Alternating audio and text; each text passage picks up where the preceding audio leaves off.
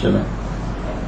ارشاد فرمایا کہ دنیا میں جب سفر کرتے ہو تو ایک ساتھی بنا لیتے ہو تو بڑی راحت اور فرد کے ساتھ سفر طے ہوتا ہے، اور سنت کی کتاب میں بھی لکھا ہے، اور دل کو بھی تقویت رہتی ہے. اسی طرح آخرت کے لیے صالحین سے تعلقات اور ان کی صحبتوں کی برکت سے آخرت کا سفر سلوک راحت سے طے ہوتا ہے اور تقویت رہتی ہے. کہ ہمیں کوئی مشورہ دینے والا ہے اور اعتماد نہیں تو فائدہ نہیں ہوگا. ایکر سے فرمایا، یہ حضرت شاہ رخ صاحب رحمۃ اللہ علیہ کی نصیحت ہے.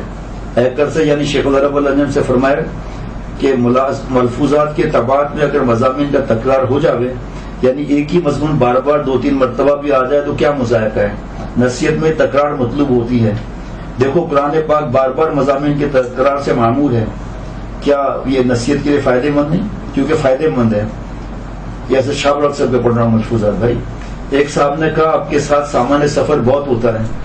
میں نے عرض کیا کہ مگر راحت بھی تو بہت ملتی ہے، سامان کی مشقت اور راحت کا توازن کر لیا جائے.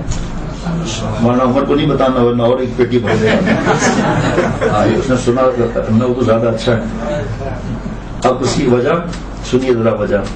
حضرت شاہ رخ صاحب کے بیگ جو تھا نا اس پہ لکھا ہوتا تھا کہ اس میں یہ چیز ہے، یہ چیز ہے، یہ چیز ہے. بیگ کے اوپر کسٹم والا دیکھتا تھا کہ جانے میں ایک بار. دوسرے آداب معاشرت میں لکھا ہے کہ جو سامان بہت کم دے جاتے ہیں، وہ جہاں مہمان ٹھہرتے ہیں ان سے کوئی چیز مانگی چھوٹی اور ہے نہیں، وہ مارکیٹ بند ہو گئی، مہمان کو کتنی شرمندگی ہوگی. تو وہ مشقت سے تو یہ مشقت کچھ بھی نہیں ہے نا پھر. اور مولانا عمر احاط صاحب ماریشس ہانگ کانگ گئے، جب سامان کھولا تو اس میں آٹا نکلا 5 کلو ہانگ کانگ میں، ماچس بھی نکلا، اور پاٹی اور بیلن ہوتا ہے نا، یقین کر کے وہ بھی نکلا. اور آخر میں 12 دودھ کے چھوٹے ڈبے تھے، وہ دودھ ملتا ہی نہیں ہانگ کانگ میں، بھینسیں ہیں ہی نہیں وہاں پر، نہ کچھ ہے. اور چھری اور پتہ نہیں، میں نے کہا بھائی تو پھنسوائے گا میں. ماریشس میں اسی طرح کیا شخص نے. پھر میں نے ہمارے ساتھی سے کہا کہ بھائی آپ بھی تو بیٹھے نا، کبھی خدا نہ خاصا کسٹم وسٹم میں مسئلہ ہو، سامان زیادہ ہو، پھر شرمندگی ہو، ہم تو زیادہ کے پیسے دیتے ہیں. سوال ہی پتہ نہیں ہوتا، اللہ معاف فرمائے، کیونکہ آسمان پر کیا معاملہ ہوگا پھر. تو دیکھا کہ مولانا عمر روتے ہوئے آ رہے ہیں اندر 3-4 سفر میں. کیا ہوا؟ بچوں کی طرح ہو رہے. وہ ساتھی نے جو ہے بہت سارا سامان نکالنے کے لیے کہہ دیا. میں باہر آیا سامان کے پاس، رات کو دیر بھی ہو چکی تھی. میں نے کہا کیا مسئلہ ہے؟ کہ شیخ یہ دیکھے، یہ دیکھے، مسر رو رہا ہے. میں نے کہا بھائی جو یہ کہ اور بھی بھرو، اور جو اور کے اور بھی بھرو، ہم وہاں جا کر کچھ اور کر لیں گے. یہ بچوں کی طرح رو رہا ہے، کہاں ہمارے سر پہ مصیبت ہو جائے گی اس کا رونا دیکھ کر. ماچس ڈال رہا ہے ہم میں، سوچو نا ماچس کی کیا. اور پھر آٹا وہاں بیٹھ کر یہ روٹی بنایا کر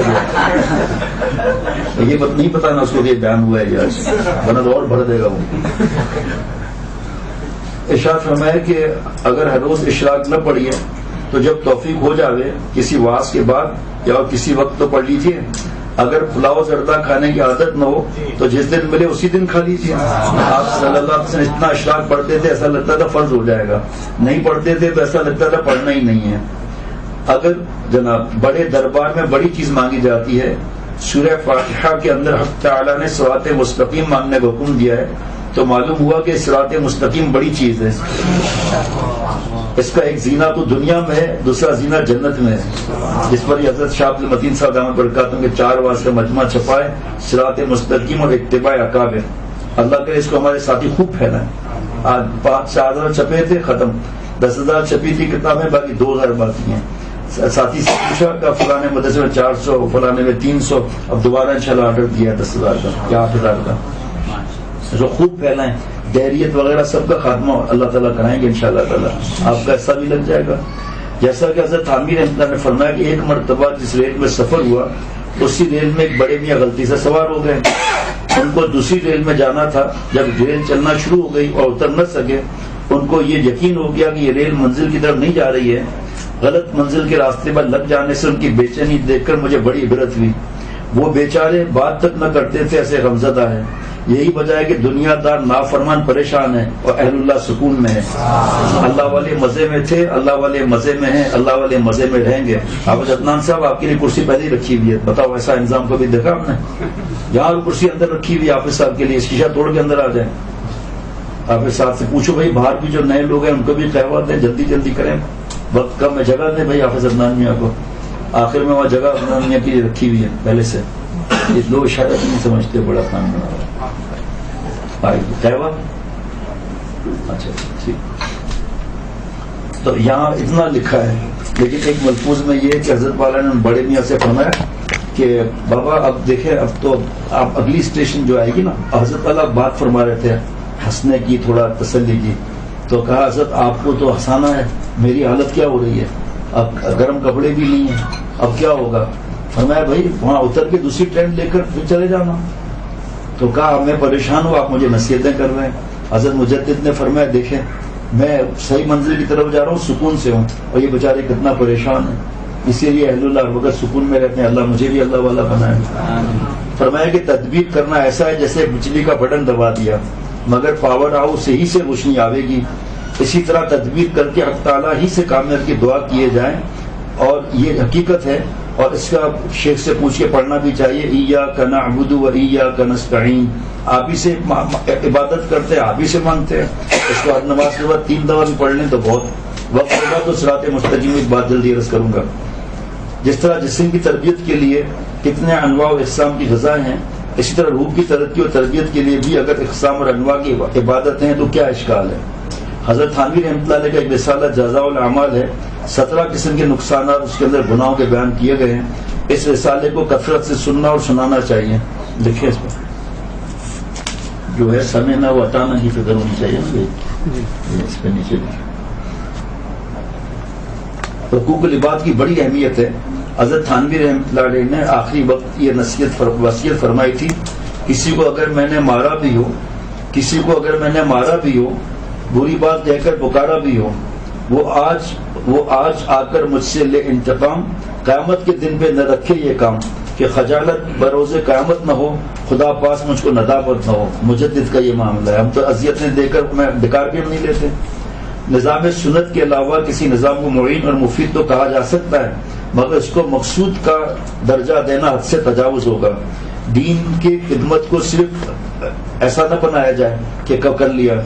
دین کے جس نوع میں جو لگے دوسرے نوع کی توہین نہ کرے. جیسے مدرسہ ہے تو وہ دوسرے شعبے کے لیے کچھ نہ کہے، اب خانقاہ والا ہے اس کے لیے نہ کہے، تبلیغ والا ہے دوسرے کے لیے نہ کہے، اور اسی طرح امامت کے لیے نہ کہے ارے صاحب یہ تو 20 سال سے پڑھا رہے ہیں کتابیں، پنکھے کے نیچے بیٹھے ہوئے، ان کو دین کی سمجھ ہی نہیں ہے. پکڑ کا خطرہ ہے، موقع نہیں زیادہ بتانے کا. بس ہمارے ہی مدرسے سے دین پھیلے یہ نہیں. اہل مدارس کو صرف اپنا ہی مدرسہ سامنے نہ ہو کہ بس ہمارے ہی مدرسے سے دین پھیلے، یہی مدرسہ ترقی کر گئے، بلکہ تمام دینی مدارس کی ترقی کے لیے دل سے دعا کو اور مخلصانہ طور پر بڑی خواہ رہے اور دین کے سب شعبوں کے لیے دعا کرے. اگر شخصی طور پر دین کی خدمت کر رہا ہے تو یہی مقصود نہ ہو کہ صرف ہم سے ہی دین پھیلے، اور دوسرے سے اگر پھیلے تو کیا اشکال اور کیا فکر ہے. یہ تو نفس کا قید اور مکر ہے اور حب جاہ حرام کی بیماری ہے کہ صرف ہم سے دین پھیلے، اپنی تعریف کا انتظار کریں، سیلفیاں بنا بنا کر سب جگہ بیچتا رہے. ایسے ہاتھ لا لا کے بیان کر رہا ہے اور جناب ساتھ میں رائیونڈ یا کہیں کا اجتماع کی تصویر ڈال دی، ایسے بتا رہا ہے جیسے سارا اس بڑے اجتماع میں بیان کر رہا ہوں تاکہ میری شہرت ہو جائے. خود ہی ٹیپ کر رہا ہے، خود ہی پھیلا رہا ہے آگے. اللہ رحم فرمائے. کیا کریں، بیچ میں باتیں بھی آ جاتی ہیں. اخلاص کا معیار یہ ہے کہ جس سے بھی دین پہلے خوش ہو اور اس کے ساتھ تعاون کرے. جب حکم ہے تو جہاں بھی نیکی ہو وہاں تعاون کرے اور اپنی رفاقت پیش کرے، اور خاتم دین کو اپنا رفیق سمجھے، فریق نہ سمجھے. اپنے کو مقدم نہ کرے، دین کو مقدم کرے. جس سے بھی دین کا کام احسن طریقے پر ہو اس کی اعانت کرے. اور فرمایا کہ یہ نہ سمجھو کہ میں چمکوں، کیس ہو جائے گا. اللہ کا دین چمکے. سامنے خانقاہ کھل جائے تو ان سے کہ بھائی بہت بڑے بزرگ ہیں، میں تو اللہ والے کا غلام ہوں. اب وہاں جا کر کہ مدرسے سامنے مدرسہ کھل جائے تو کہنا چاہیے بھائی پہلے وہاں بھی دیکھ لیں آپ، پھر آپ کو یہاں آنا ہے یہاں آ جائیں. اور نہ کسی کی بات سنیں دین کے بارے میں. تفاضل ایک نوع میں ہوتا ہے نہ کہ 2 نوع میں. اگر کوئی سوال کرے کہ آنکھ بہتر ہے یا کان بہتر ہے یا زبان بہتر ہے تو کیا جواب دیا جائے گا؟ ہر ایک ان میں ضروری ہے. ان میں تفاضل کا سوال ہی غلط ہے کیونکہ یہ الگ الگ نوع ہیں. البتہ یہ کہہ سکتے ہیں کہ دونوں آنکھوں میں جو زیادہ دیکھتی ہے وہ افضل ہے جناب، سبحان اللہ. اور دونوں کانوں میں سے جو زیادہ سنتا ہے وہ افضل ہے. اس مثال سے اب یہ مسئلہ واضح ہو جاتا ہے کہ تعلیم اور تبلیغ اور تزکیے میں کس کی ضرورت زیادہ ہے. یہ سوال مناسب نہیں کیونکہ یہ انواع مختلفہ ہیں. انواع مختلفہ میں تفاضل نہیں ہوتا، لہذا ہر ایک کی ضرورت ہے. تعلیم بھی ضروری ہے، تزکیہ بھی ضروری ہے، اور البتہ تزکیہ نفس کی اہمیت تعلیم اور تبلیغ سے زیادہ ہے. یعنی تعلیم اور تبلیغ کی ضرورت کے ساتھ تزکیہ نفس کا اہتمام زیادہ ضروری ہے، یوزقیم فرض ہے، اس لیے کہ تعلیم اور عمل اور تبلیغ سب چیزیں جہاد وغیرہ بدون تزکیہ مقبول نہیں۔ جس کا مرکز سچے اللہ والوں کی خانقاہ ہیں، تزکیہ نفس ہی سے اخلاص دل میں پیدا ہوتا ہے، اور اخلاص کے بغیر تمام اعمال اور عبادات رائگاں ہو جاتی ہے۔ جیسا کہ حدیث ریان میں اس کی تصریح موجود ہے کہ آپ صلی اللہ علیہ وسلم نے فرمایا کہ قیامت کے دن سب سے پہلے 3 آدمیوں کے بارے میں جہنم کا فیصلہ کیا جائے گا، اور جہنم میں سب سے پہلے انہی کو پھینک دیا جائے گا۔ اس پر حضرت شاہ ڈاکٹر صاحب سے کسی نے پوچھا آپ اتنا زیادہ تزکیہ کا فرماتے ایک گناہ سے کیا ہوتا ہے؟ تب یہ حدیث بات ہوئی کہ ایک ہی تو تھا۔ پوچھا گیا کیوں شہادت کی آپ کے لیے جھوٹ بولتے ہو، شہید کہلایا جاؤں؟ کیوں سخاوت کی اللہ آپ کے لیے جھوٹ بولتے ہو؟ کیوں قرات کی، کیوں بیان کی اللہ آپ کے لیے جھوٹ بولتے ہو؟ رعایا دوزخ میں ڈال دو ان کو۔ جناب ان میں ایک وہ عالم دین اور عالم قرآن ہے جو عمر بھر قرآن سیکھنے سکھانے میں مشغول رہا، دوسرا دولت مند سخی ہوگا جس سے خود خرچہ کیا ہوگا، تیسرا شہید ہوگا۔ تو لیکن تینوں آدمیوں نے یہ اعمال اللہ تعالی کی رضا کے لیے نہیں کیے تھے، بلکہ دنیا کی شہرت اور عزت کے لیے کہتے، وہ تو مل گئے۔ آپ صلی اللہ علیہ وسلم نے فرمایا کہ قیامت کے دن جب یہ تینوں قسم کے آدمی اللہ تعالیٰ کے حضور میں پیش ہوں گے تو اللہ تعالیٰ فرمائے کہ ہم دلوں کی نیت کا حال جانتے ہیں، تم لوگوں نے اچھے اعمال ہماری رضا کے لیے نہیں کیے تھے بلکہ دنیا میں ناموری اور شہرت کے لیے کیے تھے، اور یہ چیز تمہیں دنیا میں مل چکی، اب تمہارے لیے یہاں کچھ نہیں۔ اس کے بعد میں سب کو انہی اعمال کی وجہ سے گھسیٹ کر جہنم میں پھینکوا دیا جائے گا۔ حدیث میں ہے کہ یہی وہ لوگ پہلے جہنم میں ہوں گے جن کے لیے سب سے پہلے جہنم کا فیصلہ کیا جائے گا۔ دوسرے شعبوں پر اعتراض کرنا، بھائی یہ شعبہ ہے، یہ ہے، ابھی آپ جو ہے مدرسے میں وہاں سے جو نور ملے، مدرسے میں کوئی اللہ والا صاحب نسبت کو اصلاح کرا لو، آپ کا فائدہ ہو جائے گا، نہیں تو دوسرے سے اصلاح کرو جو فرض ہے۔ یہ حدیث جب حضرت ابو ہریرہ رضی اللہ عنہ سے روایت فرماتے تھے تو کبھی کبھی مارے خوف کی ان کی چیخیں نکل جاتی تھیں اور بے ہوشی کا دورہ پڑ جاتا تھا۔ اور ایک دفعہ جب یہ حدیث ایک تابعی نے حضرت ابو ہریرہ رضی اللہ سے سن کر حضرت معاویہ رضی اللہ تعالیٰ عنہ سے نقل کی، حضرت معاویہ رضی اللہ تعالیٰ عنہ اتنا روئے کہ لوگوں کو ان کی جان کا خطرہ ہو گیا، اور بہت دیر کے بعد ان کی حالت ٹھیک ہوئی، اور یہ فرمایا صدق اللہ و رسولہ، اللہ تعالیٰ نے فرمایا کہ جو کوئی اپنے اعمال سے دنیا اور دنیا کی زیب و زینت چاہے گا اس کو اس کے اعمال کا پورا نتیجہ دنیا میں ہی ہم دیں گے، اور اس میں بالکل کمی نہیں کی جائے گی، ان کے لیے آخرت میں سوائے دوزخ کی آگ کے اور کچھ بھی نہ ہوگا، اور یہ جو عمل انہوں نے کیے تھے وہ ضائع ہو جائیں گے اور سارے اعمال بیکار اور لا حاصل ہوں گے۔ اس سے سوچیں کہ کتنا بڑا، جیسے شیخ نے اجازت دے دی، بیعت کی اجازت دے دی، لیکن یہ بھی تو خود دیکھے کہ میں اللہ کے لیے بیان کر رہا ہوں یا لوگوں کو بیعت کرنے کے لیے کر رہا ہوں، تو وہ بھی تو پھنس جائے گا۔ یہ تھوڑی ہے کہ جو خانقاہ میں سب نیک بن گئے، ایسے بھی لوگ ہیں، اللہ معاف فرمائے۔ یہ حضرت آگے اپنی اذان ہونے والی ہے، حضرت ہردوئی کا ملفوظ عالم اور غیر عالم کی 3 قسمیں، ابھی اس کو اتوار کے ابھی کر ہی رکھ لیتا ہوں، کیسے وقت میں ماشاء اللہ ختم ہوا۔ اذان کے وقت خاموش ہونا چاہیے، تلاوت کر رہا ہے تو رک جائے، جہاں پر آیت آئی جناب اس کا جواب دے، طواف کر رہا ہے جواب دے، لیکن استاد سبق پڑھا رہا ہو، شیخ بیان کر رہا ہو، اصلاحی خط لکھ رہا ہو، ضروری ہو تو اس وقت کوئی حرج نہیں۔ بخاری شریف کی حدیث بات پڑھا رہا ہے، اذان ہو گئی تو بیچ میں کیسے چھوڑے گا؟